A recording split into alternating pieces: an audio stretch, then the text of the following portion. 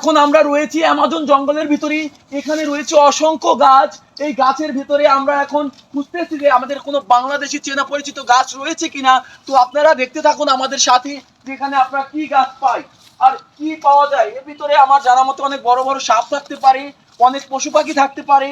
তো আমরা সতর্ক ভাবে পা ফেলছি, এক কদম এগোচ্ছি, কিন্তু আমরা দেখতে পাচ্ছি এখানে এই সুপারি গাছ রয়েছে এবং সুপারি রয়েছে। অ্যামাজন জঙ্গলে আমাদের বাংলাদেশি সুপারি গাছ দেখতে পেয়েছি গাইস। আরো রয়েছে আপনার অসংখ্য গাছ। এখানে রয়েছে সৃষ্টি গাছ। আমি তো বাংলাদেশে অনেক গাছ এখানে খুঁজে পাচ্ছি। তো অ্যামাজন জঙ্গলের ভিতরে গেলে আমি আপনাদেরকে আরো কিছু দেখাতে পারবো।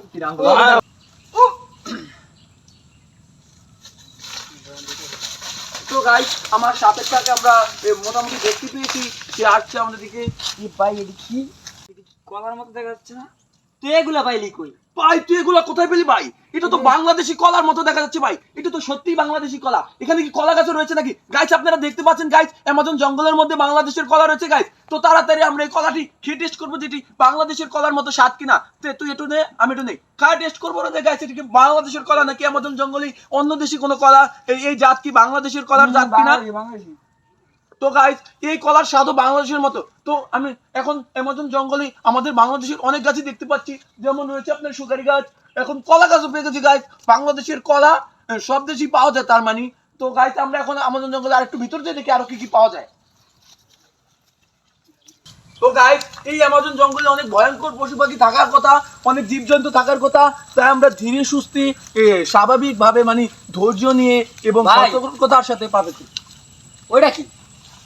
ওটা একটা পশু পাখির মতো দেখা যাচ্ছে, ভয়ঙ্কর জন্তুর মতো দেখা যাচ্ছে। তো আমরা ধারে দিয়ে দেখি ওটা কি, না ধারে যাবা নাকি যাবা না, না যাই আস্তে আস্তে দেখি ওটা কি আমাদের বাংলাদেশি তীর মতো যেন দেখা যাচ্ছি।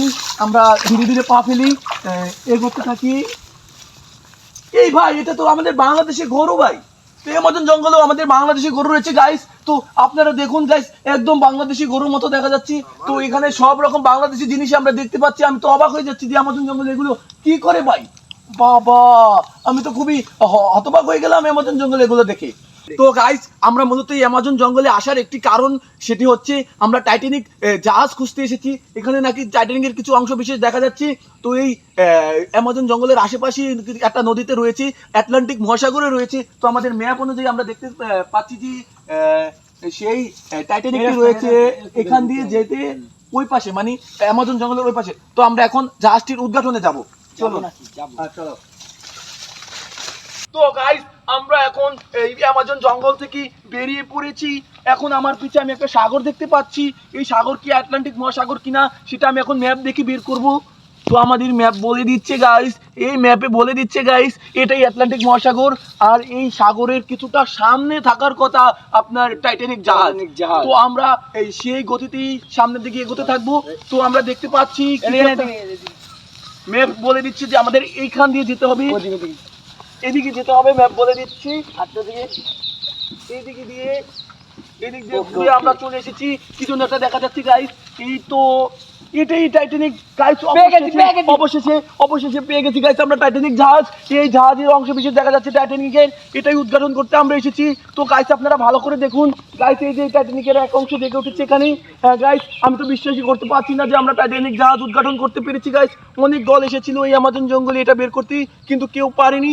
আমরা এখন বের করে ফেলেছি অ্যামাজন জঙ্গলে এই টাইটানিক জাহাজের অংশ বিশেষ। তো আমরা পিছের সাইড উদ্ধার করেছি। তো আমাদের পরের ভিডিওতে আপনাদেরকে আমি সামনের সাইড উদ্ঘাটন করে দেখাবো। তো আজকের ভিডিও এই পর্যন্তই। আপনারা সামনের সাইড দেখতে, মানে সামনের অংশ দেখার জন্য আমাদের সাথেই থাকুন। পরের ভিডিওতে আমরা টাইটানিকের সামনের অংশ অন্য কোনো জঙ্গল থেকে বের করে আপনাদেরকে দেখাবো। তো সবাইকে অসংখ্য ধন্যবাদ আমাদের সাথে থাকার জন্য। পরের ভিডিওর জন্য অপেক্ষা করুন।